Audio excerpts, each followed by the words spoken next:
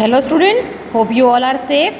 Students, as you know we are doing the chapter 3rd, the Delhi Sultanate.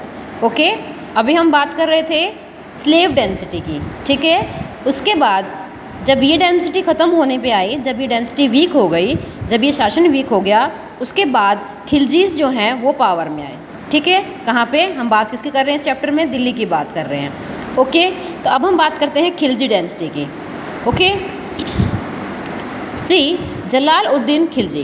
Okay, पहला जो ruler था हमारा वो था जलाल Uddin Khilji. He killed the grandson of Balban, who was a weak successor and ascended the throne of Delhi. देखिए, जब यहाँ पे इससे पहले जो है 87 तक जो है गियासुद्दीन बलबन की जो है सरकार थी, ठीक है। उसके बाद इनके बलबन का जो पोता था, ठीक है, उसका जो ग्रैंडसन था उसको मार दिया था किसने?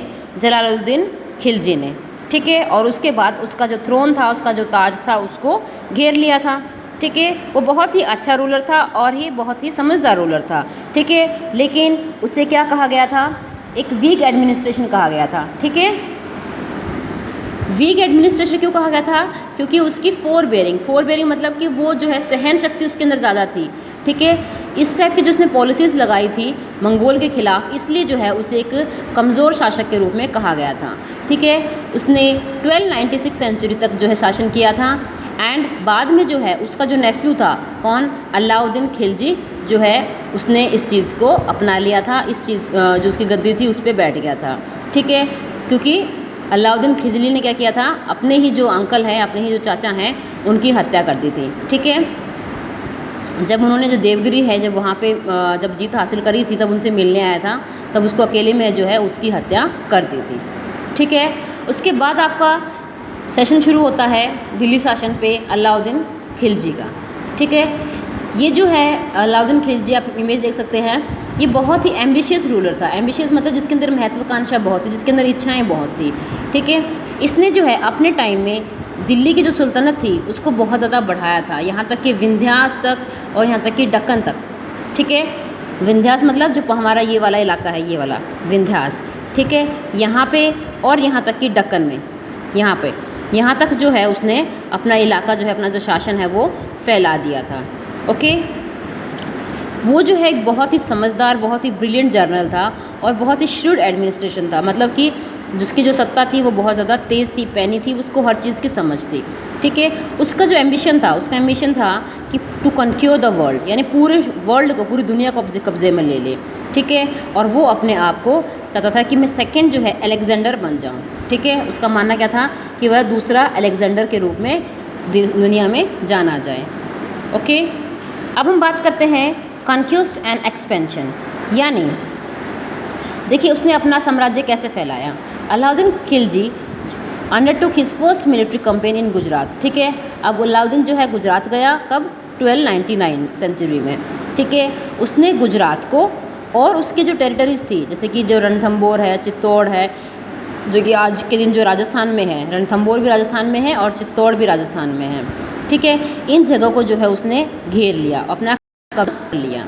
उसके अलावा साउथ में अगर हम बात करते हैं, ठीक है, कहाँ है हमारा रणथंबोर? देखिए मैप में, ये है आपका रणथंबोर, ओके। और ये गुजरात वाला इलाका है आपका रणथंबोर, ठीक है, और चित्तौड़, ठीक है।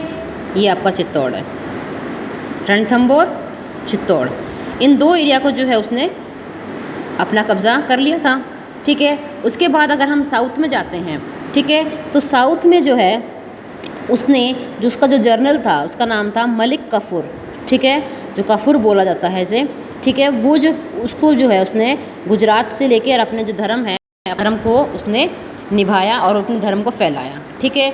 यहाँ तक कि जो यादव थे देवगिरी के, ठीक है, ककटिया के, इन सबको जो है उसने हरा दिया, ठीक है। यहाँ पे देखिए ये है आपका देवगिरी, ठीक है। यहाँ के जो यादव थे, ठीक है, उनको उसने हरा दिया था और अपना कब्जा जमा लिया था। ओके स्टूडेंट्स, तो यहाँ पे हम देख रहे हैं कि वो किस तरह से अपना जो शासन है वो फैला रहा है। उसके बाद में यहाँ तक कि उसने जो मदुरई है, रामेश्वरम है, यहाँ तक जो एरिया थे उसके, उसने यहाँ पे आगे देखिए मदुरई, ठीक है, यहाँ तक ये जो एरिया थे उसने जो है अपने यहाँ पे बहुत फेमस मंदिर हैं, ठीक है, मदुरई में है, रामेश्वरम में है, ठीक है, यहाँ पे यादव वंश था, ठीक है, इन सबको उसने हरा दिया था। फिर अब वो यहाँ पे आया तो मदुरई हो गया, तंजौर हो गया, ये जो एरिया है इसको भी उसने अपना एक कब्ज़ा जो है वो जमा लिया था, ठीक है। और जी यहाँ पे बहुत ये जो जगह है साउथ हमारी, ये बहुत फेमस है किस चीज़ के लिए, मंदिरों के लिए, ठीक है। उसने अपने जो हमारे टेम्पल्स थे बहुत ज़्यादा, अपने वेल्थ को बढ़ाने के लिए, अपने पैसे को बढ़ाने के लिए उसने बहुत सारे टेम्पल्स को भी लूट लिया था, ठीक है। अपनी इस एनेक्शन के साथ में जो इतनी मतलब जो उसने अपना कब्ज़ा दिखाया था, अपनी ताकत दिखाई थी, उस हिसाब से जो है खिलजी जो है वो फर्स्ट किंग बन गया था दिल्ली सल्तनत का, जिसने अपनी जो किंगडम है वो साउथ तक भी फैला दी थी, ठीक है। यहाँ मतलब कि वो दिल्ली तक ही सीमित नहीं रहा था, उसने अपना एरिया काफ़ी जगह फैला दिया था, ओके। अब हम बात करते हैं administrative reforms and economic reforms, ठीक है। एडमिनिस्ट्रेटिव रिफॉर्म्स क्या होते हैं, यानी शासन जब वो कर रहा है तो वो किस तरीके से शासन कर रहा है। Alauddin Khilji was an efficient administration, ठीक है। अब उसकी जो तारीफ़ हम पहले भी कर चुके हैं कि वो बहुत ही एक प्रॉपर टाइप का, एक हर चीज़ को सोचने वाला, बहुत ही ब्रिलियंट टाइप का हम एडमिनिस्ट्रेटर उसको कह सकते हैं, ठीक है। उसने बहुत बड़ी आर्मी का निर्माण किया ताकि to check the internal revolts as well as the external invasion, यानी अंदरूनी मामले और ताकि जो कोई बाहर से जो घुसपैठ हो रही है उन सब पे वो बराबर नज़र रख सके, ठीक है। He prohibited nobles from making any alliance, he banned all the assemblies and banquets, ठीक है। उसने जो है जो नोबल्स थे उनको मना किया था कि आप कोई भी आप जो मतलब जो उसकी तारीफ़ है या फिर कुछ उसका एक्सपेंसेशन है वो नहीं बनाएगा वो, ठीक है। और उसने जो है असेंबलीज़ का भी और बैंकेट्स का भी, महलों का भी निर्माण उसने बंद कर दिया था, ठीक है। उसने एक एस्पेनेज सिस्टम बनाया था जो कि बहुत ज़्यादा चेक था, ताकि जितनी भी वो जो कॉन्स्पिरेसीज हो रही हैं, जो कोई भी धोखाधड़ी हो रही है, धांधलेबाजी हो रही है, उसको वो रोक सके। क्या था ये system, espionage system, a network of sipahi system in order to get the political and military information about the country और द कंपनी। यानी हम कह सकते हैं कि जो एक स्पाई यानी चोर के पीछे चोर हम कह सकते हैं वो लगा रखा था उसने, ठीक है, एक दूसरे की परख के लिए, ताकि जो है वो अपने सभी जो मामले हैं मतलब किसी तरीके की वो ढील ना बरते, चाहे वो एडमिनिस्ट्रेशन में हो, चाहे वो मिलिट्री में हो, चाहे वो किसी और चीज़ में हो, ओके। अब हम बात करते हैं इकोनॉमिक रिफॉर्म्स के बारे में, ठीक है। अब आपको पता है कि जब वो इतना बड़ा शासन चला रहा है तो इसका मतलब वो बहुत ही वेल मेंटेन्ड है, ठीक है। तो उसने जो है बहुत बड़ी आर्मी बनाई थी और उसके अंदर उसने कुछ इन रिफॉर्म्स लगाए थे जिसे हम कह सकते हैं फिस्कल और इकोनॉमिक रिफॉर्म्स, ताकि वो अपनी इनकम को जो है बढ़ा सकें, ठीक है। उसने सभी जो रेंट फ्री थे लैंड होल्डिंग थी which was earlier allotted to the priest, यानी जो पहले जो पंडित वगैरह होते थे उनको ज़मीन दी जाती थी कि आप अपनी खेती कर लो, आपके ऊपर कर नहीं लगेगा, या फिर कुछ एक स्पेसिफिक वर्ग होता था उनको छूट होती थी, ऐसा उसने सारा सिस्टम जो है वो ख़त्म कर दिया था, ओके। और इसके अलावा उसने क्या किया था, उसने जो है टैक्सेस जो हैं बहुत भारी मात्रा में, जो नोबल्स थे यानी जो रिच मैन थे उनके ऊपर बहुत ज़्यादा टैक्स लगाना शुरू कर दिया था, ठीक है। जो लैंड थी उसका जो है रेवेन्यू था, मतलब कह सकते हैं हम उसका जो ब्याज होता है, जो कर होता है धरती का जो, उसको उसने 50% और बढ़ा दिया था उसकी टोटल प्रोड्यूस से, ठीक है। यानी जो उसकी टोटल प्रोडक्शन है उसका 50% उसको देना ही पड़ेगा। सोल्जर्स हैं उनको जो है कैश मिलता था इंस्टेड ऑफ काइंड, ठीक है। He control over prices of commodities, intelligence officers were appointed to implement the market control measures, ठीक है। उसने कुछ सोल्जर्स जो हैं, ठीक है, उनको सोल्जर्स थी उनको तनख्वाह देनी शुरू करी थी, उनको यहाँ तक कि सुविधाओं के अलावा तनख्वाह देनी शुरू करी थी। उसके बाद में जो प्राइस उसने हर चीज़ का तय कर दिया था, उस कमोडिटी का, उस समाज का, उस इंटेलिजेंस का, ठीक है। तो उसने जो है यहाँ तक कि एक स्टोर हाउस बनाया था, ठीक है, अनाज गृह बनाया था, जहाँ पे वो है बहुत ज़्यादा अनाज जो है जमा करता था, कहाँ से लाया हुआ, दिल्ली राजस्थान से, ठीक है।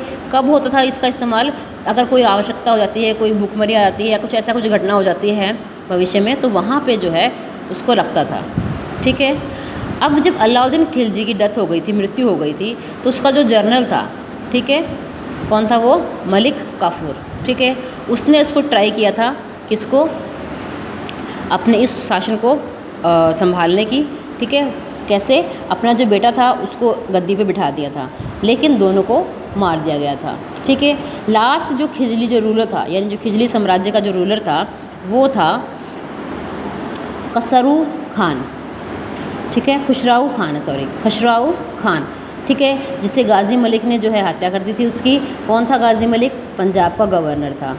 ठीक है, और लास्ट में जो है उसको जो है ताज दिया गया था, कौन सा ताज? गियास उद्दीन तुगलक का ताज दिया था। ठीक है, और बाद में उसने कौन सी संतति आई थी हमारी आई थी तुगलक संतति। ठीक है, तुगलक डेंसिटी आई थी इसके बाद में? खिलजी डेंसिटी के बाद में। ओके स्टूडेंट्स, तो आज हमने ये पूरा डिस्कस कर लिया है किसके बारे में? खिलजी डेंसिटी के बारे में। ओके, आप इसको अच्छे से पढ़ेंगे। Okay, thank you, have a nice day.